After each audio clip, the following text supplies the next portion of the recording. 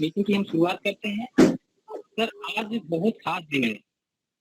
खास दिन इसलिए सर कि आसियम को 21 साल 1 दिन हो गए आज। अब पहले जैसा हमारा आसियम नहीं रहा। उसका बचपना जा चुका है, अब पूरी अपनी जवानी पे आ गया है और आसियम के लिए पूर्ण रूप से समर्पित हैं। आज हम आसियम की कुछ पुरानी यादों की कहानी आपको आपके बीच में रखेंगे। उसके पहले मैं 2 लाइन रखना चाहता हूँ, क्योंकि ये सावन का भोले जी का भी समय चल रहा है, शंकर जी का, तो 2 लाइन सुनिएगा। भोले जी की असीम कृपा है, सारी दुनिया रहे चला। भोले जी की असीम कृपा है, सारी दुनिया रहे चला। समय के पहले किस्मत से ज्यादा है किसी को क्या मिला। समय के पहले किस्मत से ज्यादा है किसी को क्या मिला। ना किसी से है शिकायत, ना किसी से है शिकायत, ना किसी से है गिला। समय के पहले किस्मत से ज्यादा है किसी को क्या मिला। दीपेंद्र जैसा चमकता सितारा, दीपेंद्र जैसा चमकता सितारा, डिजिटल गुरु जी से मिला। भोले जी की असीम कृपा है, सारी दुनिया रहे चला। बिछड़ों को रहे मिला, सारी दुनिया रहे चला। मैं अपना परिचय देना चाहता हूँ। मैं दिलीप कुमार विश्वकर्मा, प्रतापगढ़ डिस्ट्रिक्ट से सियारामगंज उमरी कुटला गांव मेरा लगता है। अभी मैं आसियम की धरती राजस्थान में एक धारूरा जगह है, वहाँ पर एक प्राइवेट जॉब में कार्यरत हूँ। और आज मेरा सौभाग्य, मैं अपने आप को सौभाग्यशाली मानता हूँ कि आज का प्रोग्राम मुझे करने को मिला। तो देखिए साहब, आरसीएम के कुछ प्रिंसिपल्स हैं, कुछ सिद्धांत हैं। 6 बेसिक कार्डिनल रूल, एक कोर स्टेप, ये तो नियम है ही, लेकिन आरसीएम का रूल जो है, रूल RULE, छोटा मुंह बड़ी बात, छोटे में समझिएगा, बहुत ज्यादा हम बात नहीं करेंगे आज। R for registration. अगर आरसीएम में बड़ी कामयाबी पाना है तो सबसे पहले आप केवाईसी देकर अपना रजिस्ट्रेशन करवाएं, और रजिस्ट्रेशन जब हो जाए तो ये जिसका दूसरा नियम है, U for user, 100% product use, no excuse. 100% आपको प्रोडक्ट यूज करना है।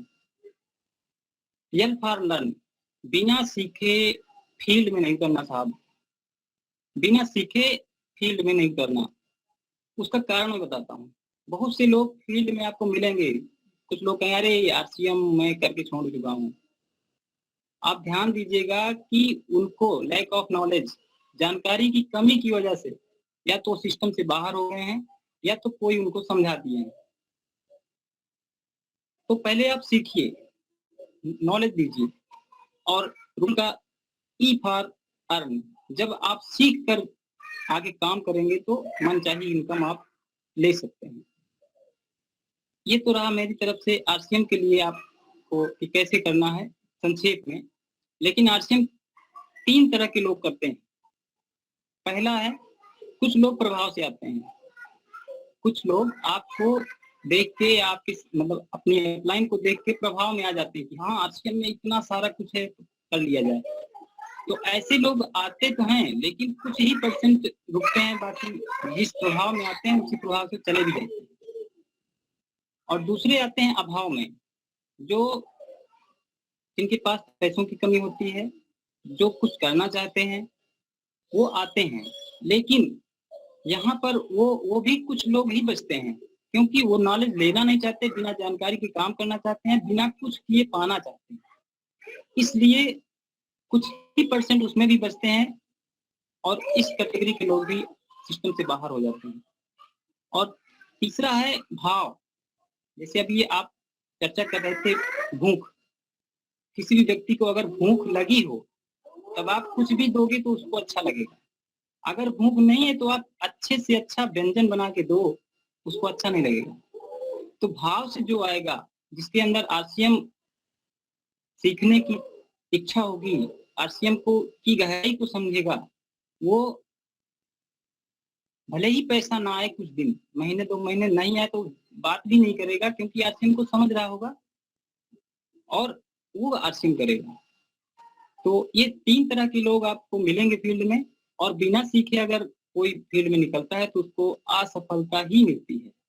इसलिए ये जो 9 बजे का अपना सेशन चल रहा है, सारा काम-धाम छोड़ के हमको 30 मिनट से 40 मिनट जो भी बहुमूल्य समय है इसमें दे देना चाहिए। हम टीवी पे अफेयर की घटनाओं को अपने दिमाग में कचरा बना के ना डालें, और आरसीएम का ये सेशन जो चल रहा है गूगल मीट, आधे घंटे में जो जान चैलेंज सामने है सर, कुछ लोग डिस्टर्ब कर रहे हैं, फिर भी मैं आरसीएम की बात आगे बढ़ाता हूँ। मैं आरसीएम का एक छोटा-सा पत्थर हूँ। मैं आरसीएम की बुनियाद का एक छोटा-सा पत्थर हूँ। आज भले ही मुझे कोई ना देखे, आने वाले समय में इसी बुनियाद पर रॉयल्टी टेक्निकल जैसी बड़ी-बड़ी टीमों की जब इमारत खड़ी होगी तो पूरी दुनिया, पूरा जहान इसको देखेगा। इस कथन को, इस लाइन को मैं पूरी करने के लिए आपको ले चलता हूँ आरसीएम की कुछ पुरानी यादों को ताज़ा करने के लिए। आरसीएम जब मैं जॉइन किया था उसमें ये इतने सारे प्रोडक्ट भी नहीं थे, और उस समय पॉइंट का सिस्टम चलता था, और बड़े ताज्जुब की बात है कि 2-3 महीने किए आरसीएम करने के बाद ही आरसीएम 2009 या 10 में इसके ऊपर एक कठिन समय, मतलब मुसीबतों का जो पहाड़ जैसा कहते हैं कि गिर चुका था। उस समय मैं दिल्ली आया, दिल्ली में मैंने जॉब किया मारुति कंपनी में, और देखिए जॉब भी 1 ही महीने किया कि वहाँ पर भी एचआर को जिंदा जला दिए। यहाँ पर करेक्शन देखने को मिला कि वास्तव में भ्रष्टाचार, अत्याचार कितना है बाहर। कंपनी से भी जॉब जाती रही, तो अपलाइन से मैं कॉन्टेक्ट नंबर लिया, सर अब आगे क्या करें, यहाँ ऐसी-ऐसी समस्या है। तो बोले कि दिलीप जी आप जयपुर चले जाइए, उद्योग मैदान में आरसीएम का धरना चल रहा है, अगर थोड़ा 1-2 दिन का समय वहाँ दे दीजिएगा तो आपका मन भी थोड़ा दूसरा हो जाएगा, वहाँ का हाल-चाल मिल जाएगा कि आगे क्या हो रहा है आरसीएम में, आप वहाँ चले जाइए। मैं 2 सेट कपड़ा लिया, बैग उठाया और रोडवेज 1 घंटा टाइम व्यतीत किया, अपलाइन से मिला, तो वहाँ की जानकारी लेने के बाद दिल इतना दुखी हो गया कि आरसीएम में इतना कष्ट झेलने को मिला। लोग, आप विश्वास नहीं करोगे, जब वहाँ बारिश भी कम होती है, दिन में जब भोजन का समय होता था, अगर तेज हवा चलने लगे तो रेत खाने में आ जाती थी। पानी बरसता नहीं था वहाँ पे, पानी वैसे भी कम बरसता है राजस्थान में। हवाएं तेज चलती थी, लू चलती थी, उसके बावजूद भी लोग आरसीएम के धरने पे लगातार 9 महीने तक डटे रहे, और इसका परिणाम आज आप लोगों के सामने है। आरसीएम बहुत मुसीबतों से उस समय गुजरा। वहाँ पर जाने के बाद 2-3 चीज़ें हमको बहुत अच्छी लगी, सीखने को मिली। पढ़ाई के समय तो उतना ध्यान बुक पर नहीं था, लेकिन वहाँ पर जाने के बाद बुक का महत्व क्या है, पुस्तकें हमारे जीवन में दोस्त से भी बढ़कर अपना पार्ट अदा करती हैं। जो बात माँ-बाप नहीं समझा पाते या कहते हैं तो समझ में नहीं आता, वो किताबें समझा देती हैं। शायद सामने वाला बोले तो बुरा लगता है, लेकिन किताबों में जो लिखा होता है उसको पढ़ने के बाद जब अंदर तक जाता है तो ना किसी को बुरा लगता है, और उसका असर भी अंदर तक पड़ता है। वहाँ पर महागुरु, महान शख्सियत जिनके मुकेश कोठारी सर, सुरेंद्र वत्स जी, महावीर सारंग, बड़े मतलब जो भी दिग्गज लीडर थे, सब लोगों के साथ समय बिताने का एक बहुत बड़ा अवसर मिला था। यहाँ मैं टीवी पे या अपने मोबाइल सेट पे केवल ऑडियो देखने को मिलता था उस समय, वीडियो नहीं आता था, लेकिन वहाँ पर जाकर साक्षात उनके साथ रहने का, उनका समय, उनका ज्ञान पाने का हमको सौभाग्य मिला। वहाँ पर एक मनोज जी दीक्षित करके थे, अभी तो बड़ी टीम पे हैं, सफायर टीम पे। वो 9 महीने के अंदर उन्होंने 600 कविताएं आरसीएम की लिख ली थी, वहां पर रहते रहते। उन्हीं के संपर्क में आने से हमारे अंदर भी एक कविता का छोटा सा अंकुर फूटा, उसी का थोड़ा सा आपको कभी कभी देखने को मिल जाता है। वहां पर मैंने देखा कि हर प्रदेश के लोग, उड़ीसा, बंगाल, राजस्थान, मतलब जितने, मतलब ज्यादा से ज्यादा जितने प्रदेश होते हैं, मतलब 29 प्रदेशों में अधिक मात्रा में सबसे ज्यादा लगभग यूपी के थे। और वहां पर सारे लोगों की जब बातें सुनते थे बड़ा अजीब लगता था। लोग अपनी अपनी भाषा में आरसीएम के लिए एकदम तत्पर थे। एक नारा देते कि आरसीएम को चालू करवाएंगे तभी यहाँ से जाएंगे। यहाँ तक कि कसम तक खा लिए थे कि जब तक आरसीएम चालू नहीं होगा हम यहाँ से हटने वाले नहीं हैं। कुछ परिवार तो ऐसे थे जो आरसीएम के ऊपर ही 100% निर्भर थे।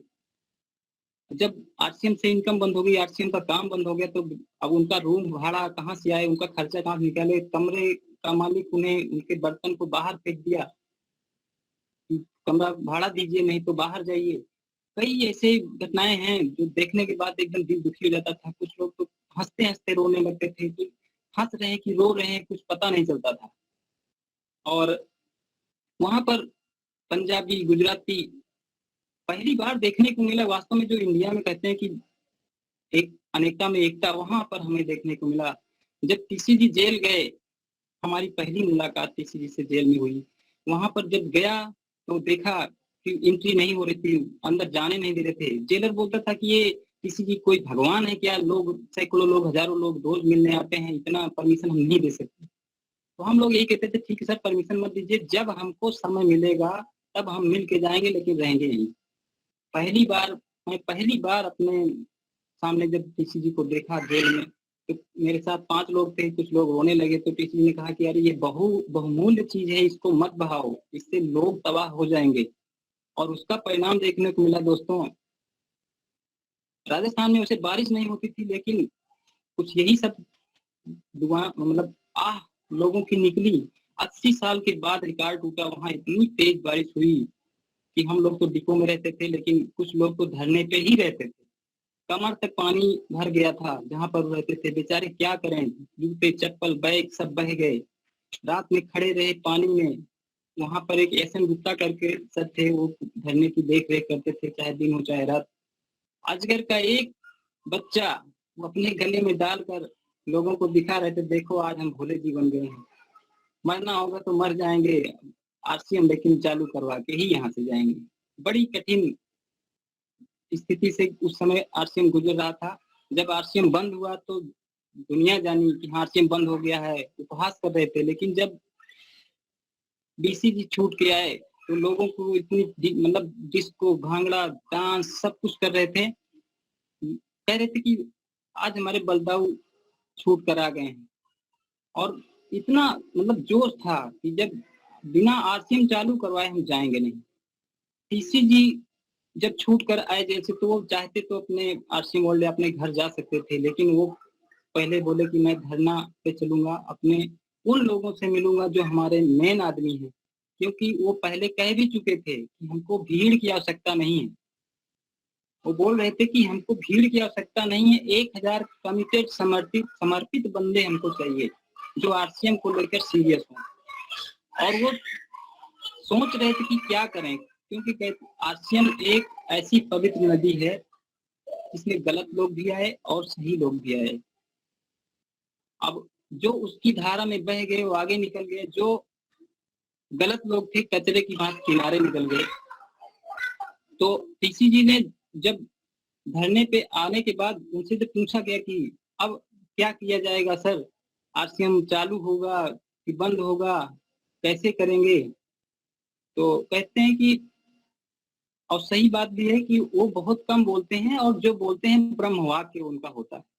तो काफी देर शांत रहे तो कुछ लोगों के मन में आया कि शायद आरसीएम बर्बाद हो चुका है, तबाह हो चुका है, शायद सर ना चला पाए। तो काफी देर के बाद उनके मन में एक आवाज आई, वो बोले कि कौन कहता है आरसीएम बंद हो गया है। आरसीएम जब चल रहा था तो कम लोग जानते थे, आज तो आरसीएम पॉपुलर हो गया है। जिसको नहीं जानना चाहिए वो भी आरसीएम जानने लगा है। तो लोगों के अंदर इतना जोश आया कि एकदम हू हल्ला करने लगे। तो टीसी जी ने एक ही बात कही कि अभी तक तो आरसीएम चल रहा था, अब आरसीएम दौड़ेगा। और उसका परिणाम आप लोग देख रहे हैं कि पहले से काफी बेहतर आरसीएम का नजारा हमारे सामने है। दीपेंद्र जी को भाई एज तो मुझे नहीं पता है, लेकिन आज का आरसीएम उनके अंदर मुझे दिखता है। इसीलिए वहां पर मैं ये देखा कि मुसलमान, हिंदू जो भी त्योहार आता उस दिन सब, अगर ईद आया तो सारे मुसलमान के रूप में दिखते थे, होली आई तो सारे हिंदू बनकर होली खेलते थे। मतलब आपको विश्वास नहीं होगा, जो मैंने वहां देखा वो मैं अपनी जुबान से कह नहीं पा रहा हूँ या उसको व्यक्त नहीं कर पा रहा हूँ, लेकिन मेरी भावनाएं को आप समझिएगा कि जिस दिन आरसीएम में टीसी जी बाहर आए, सबको लगा कि अब आरसीएम चालू हो जाएगा, तो एक तरफ नमाज पढ़ी जा रही है, एक तरफ हवन हो रहा है, एक तरफ गुरुद्वारे में जो लोग बोलते हैं सत श्री अकाल, जो बोले सो निहाल, क्रिश्चियंस लोग बोले हैं हालेलुया। मतलब आप विश्वास करिए कि उस वो नजारा ही कुछ दूसरा था। मैं भाग्यशाली हूँ कि देश जब आजाद हुआ तो भगत सिंह और चंद्रशेखर के जमाने में तो नहीं था, लेकिन आरसीएम को चालू करवाने में एक छोटा सा रोल मेरा था। इसीलिए बहुत से लोग तो आरसीएम से आउट हो गए, लेकिन हम कैसे आरसीएम को छोड़ सकते हैं? जब आरसीएम चालू करवाए हैं तो कैसे आरसीएम को छोड़ सकते हैं? बाकी काफी दिक्कतें परेशानी आई, एक दो लाइन उसके लिए भी मैं बोलना चाहता हूँ। याद वहाँ की जब आती है, आंख में आंसू आते हैं। याद वहाँ की जब आती है, आंख में आंसू आते हैं। बेदर्द जमाना क्या जाने, बेदर्द जमाना क्या जाने, पागल दीवाना कहते हैं।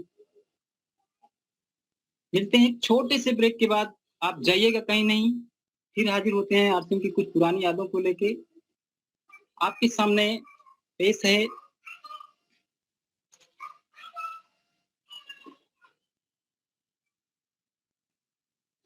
दोस्तों, नमस्कार, मैं हूं दिलीप कुमार। आपके सामने पेश है आरसीएम का एक नायाब प्रोडक्ट, ऑलराउंडर पेस्ट। दोस्तों, इसे दिन में करो चाहे रात में, इसे दिन में करो चाहे रात में, सारी तकलीफें दूर हो जाती हैं जो भी होती है दांत में। स्वस्थ रहो, मस्त रहो, आरसीएम में व्यस्त रहो। नमस्कार।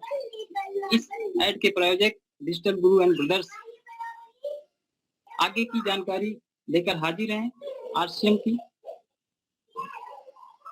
जब किसी इजाजत दे दी आरसीएम चालू होगा तो सब खुशी खुशी अपने घर आए, और फिर से जब स्टार्ट हुआ आरसीएम हमारा, तो न्यूट्री चार्ज, गुड डॉट, तमाम बड़े बड़े इनाम, नेशनल अवार्ड सब मिला, लोगों की आंखें खुली। और ये सच बात है कि मुसीबत में जो घबराता नहीं है, हिम्मत से काम लेता है, वो कभी हारता नहीं है। किसी जी कहते भी हैं, मुसीबत किसी को गिराने या किसी को हराने नहीं आती, वो और उसको मजबूत बनाने के लिए आती है। और आरसीएम बहुत अच्छा हुआ कि वो समय गुजरा, क्योंकि कुछ ऐसे गलत लोग आ गए थे आरसीएम में कि किसी जी समझ नहीं पा रहे थे कि उनको आउट कैसे किया जाए। इसमें ईश्वर ने उनकी बहुत बड़ी मदद की। अगर आज वही लोग यहाँ होते तो करोड़ों अरबों रुपए का नुकसान आरसीएम को होता। उस समय आरसीएम से आउट होके कई लोग अपनी अपनी कंपनियां बदल लिए थे, कई लोग अपने नाम से कंपनी चला रहे थे। तो ये प्रकृति का नियम है, वो जो भी मुसीबत देती है लोगों को मजबूत करने के लिए ये मुसीबतें आती हैं। मुसीबतों से हमें घबराना नहीं है, आगे बढ़ते जाना है। और अब आप समझ गए होंगे कि मैंने एक दो लाइन जो बोली थी कि मैं आरसीएम का एक छोटा सा पत्थर हूँ। भले ही लोग मुझे ना देखें, लेकिन इस बुनियाद के ऊपर जब रॉयल्टी टेक्निकल जैसी बड़ी बड़ी पिनें कि इमारत खड़ी होगी तो पूरा जहान देखेगा, शायद आप समझ पा रहे होंगे। अब आपके सामने अभी सर समय बचा हुआ है, 10 मिनट है सर।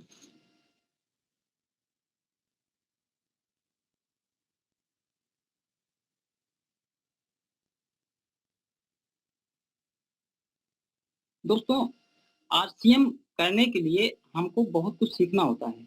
बिना सीखे हम आरसीएम कर नहीं सकते और कोई भी काम बिना सीखे नहीं किया जा सकता। लेकिन एक टॉप मतलब आपको तारीफ करने का अपने अंदर एक हुनर लाना पड़ेगा। जैसे उस समय मुझे धरने पर एक बात याद आई कि जब घर में खाना बनता था तो लोग बड़ा नखरा दिखाते थे, ये कंकड़ आ गया, नमक ज्यादा हो गया, ऐसा वैसा। लेकिन वहां जाने के बाद देखा कि वहां पर कोई शिकायत नहीं कर रहे हैं, कोई भी चीज मिल रही है तो प्रसाद के जैसा ले रहे हैं। और वहां का जो प्यार था लोगों का, आपस में मिलजुल के काम करने का, इतना अच्छा लगा। वहां से टाइम मैनेजमेंट, वहां से बाकी बहुत कुछ सीखने को मुझे मिला, वो मैं बयान नहीं कर पा रहा हूँ आपके सामने। लेकिन तारीफ एक ऐसा शब्द है, बाहर की दुनिया में तारीफों के पुल के नीचे मतलब की नदियां बहती हैं, लेकिन आरसीएम में आरसीएम की सच्ची तारीफ करके एक दूसरे को दुगनी खुशियां मिलती हैं। तो हमारे जो इस प्रोग्राम चल रहा है, इस प्रोग्राम में जो नया व्यक्ति होता है, जो अभी अभी ज्वाइन किया है या अभी भी ज्वाइन नहीं किए हैं, ज्वाइन करने वाले हैं, तो वो हमारे लिए परिवार में एक आया हुआ नया सदस्य है। और आप जानते होंगे कि परिवार का जो नया सदस्य आता है, लोग उसे ही ज्यादा प्यार करते हैं। पहली बार वो जो कुछ भी बोलता है, वो सबको बहुत प्यारा लगता है। अगर वो जानबूझकर गलतियां भी करता है तो लोग उसको अनजान समझ के छोड़ मतलब माफ कर देते हैं। तो नए व्यक्ति जो जय सिंह बोलते हैं, जो कुछ सीखना चाहते हैं, तो इतना प्यारा लगता है। अभी कुछ प्रोग्राम मैंने देखा था, सुना था, तो उसमें पूजा जी करके या मीरा जी करके थी, वो जब सूर्या जी गए थे उनके यहाँ तो उनको इतनी खुशी मिली थी, इतनी खुशी मिली थी, लगता है जैसे उनको रॉयल्टी की पिन मिल गई हो। हंस हंस के बोल रही थी, इतना अच्छा लगा। यहाँ पर दोस्तों केवल 3 ही काम करना है, बोलना है, खाना है, बताना है। जो बोलना जानता है वो आरसीएम कर सकता है।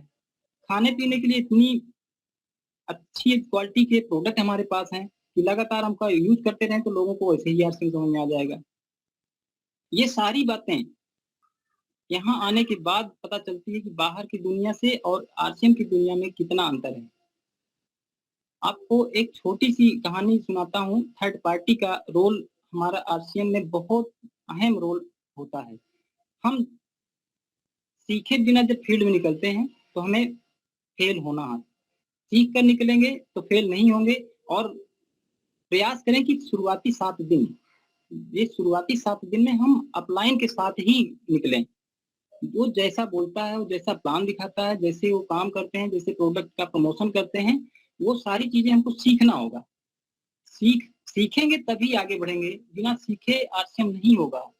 बिना सीखे जैसे गाड़ी हम नहीं चला सकते, साइकिल नहीं चला सकते। अगर मान लो आपको बीएमडब्ल्यू मिल भी जाए, अगर आप सीखे नहीं है तो आप ठुक जाओगे या किसी को ठोक दोगे। और मार्केट में जो मिलते भी हैं फील्ड में, यार आरसीएम की बुराई करने वाले, ये सब वो ठुके हुए होते हैं, ठोक दिए जाते हैं, क्योंकि उनको नॉलेज होती नहीं है। और नॉलेज बिना लिए वो काम करते हैं, इसलिए वो फेल हो जाते हैं। तो हम लोग बिना सीखे बाहर न निकलें। प्रयास करें कि शुरुआती जो 7 दिन होता है, 7 दिन के अंदर हम सारी चीजें जो भी हमारे काम की हैं, हम अपनी अप्लायंस से उसे सीख लें, सीख के ही आगे कदम बढ़ाएं। तो आगे बढ़ने से पहले एक छोटी सी कहानी थर्ड पार्टी का जो रोल अदा करती है, शायद आपको अच्छा लगे या ना लगे, लेकिन मैं सुनाऊंगा। एक बार क्या हुआ कि एक लिफ्ट में 2 दंपत्ति जा रहे थे। तो पति पत्नी थे और उसमें एक लड़की भी थी। और जानते हैं कि शहरों में थोड़ा सा चलन, फैशन ये दूसरा ही होता है। तो जो पुरुष थे वो उस लड़की को ना देखना चाहते थे, फिर भी नजर उस पर पड़ जाती थी। तो उनकी पत्नी को ये अच्छा नहीं लग रहा। अब वो क्या करें, काफी देर हुआ ये सब चल रहा था, लेकिन जब वो आउट होने लगे, गेट के बाहर निकलने लगे, तो वो लड़की ने वो उस पुरुष को एक थप्पड़ खींच के मारा। अब वो आदमी सोच रहा है कि मैंने कुछ किया नहीं, ये थप्पड़ मुझे मारा क्यों। तो वो पत्नी हंसते हुए बोली कि आपने कुछ नहीं किया, मैंने किया था, मैंने उसको चिकोटी काट ली थी। तो बोले अरे ये करने की जरूरत क्या थी? बोली मैं तो मार नहीं सकती थी आपको, अब मुझे अच्छा नहीं लग रहा था कि आप किसी को देखो, तो मैंने थर्ड पार्टी यूज कर दिया। ऐसे ही साहब आपको आरसीएम में भी थर्ड पार्टी का यूज करना है। जहां पर आपसे बात ना बने, अपनी अपलाइन को साथ में ले जाएं और वहां पर अच्छी तरह से सीखें कि कैसे वो बात कर रहे हैं, कैसे लोग हैंडल कर रहे हैं। अगर सीख के आप जाएंगे तो थर्ड पार्टी का रोल जो आज अपलाइन अदा कर रही है, आने वाले दिनों में आप अपनी डाउनलाइन के साथ थर्ड पार्टी का रोल अदा करोगे। तो थर्ड पार्टी बहुत जरूरी है। शुरू शुरू में हमें सीखना ही पड़ता है, सीखे बिना हम आगे नहीं बढ़ सकते हैं। तो सर जी, लास्ट में आरसीएम की 3 लाइनें मैं आपसे आप लोगों के सामने रखना चाहता हूँ। पहली लाइन हम नए व्यक्तियों के लिए है, दूसरी लाइन हम सारे लोगों के लिए है और तीसरी लाइन पूरे हिंदुस्तान के लिए है। अगर आप लोगों की इजाजत हो तो उसे रखें सर। सर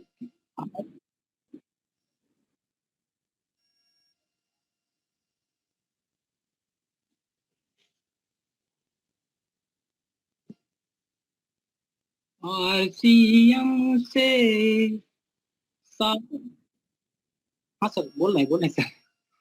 आरसीएम से साही इनकम, अपनों को अपनों को है दिलाना। आरसीएम से साही बेतन, अपनों को है दिलाना। लक्ष्य हमारा है, लक्ष्य हमारा है, सपनों से प्यारा है, सपनों से प्यारा है।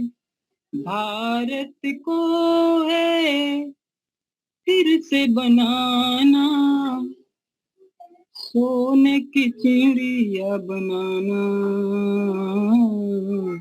सोने की चिड़िया बनाना। आरसीएम से पैसिव इनकम, अपनों को है दिलाना, अपनों को है दिलाना, अपनों को है दिलाना। बहुत बहुत धन्यवाद सर। आज का प्रोग्राम जो 30 मिनट का था सर, 2 मिनट पहले ही हम समाप्त कर रहे हैं क्योंकि थोड़ा सा डिस्टर्ब हो गए थे, लाइट का यहाँ इशू था सर।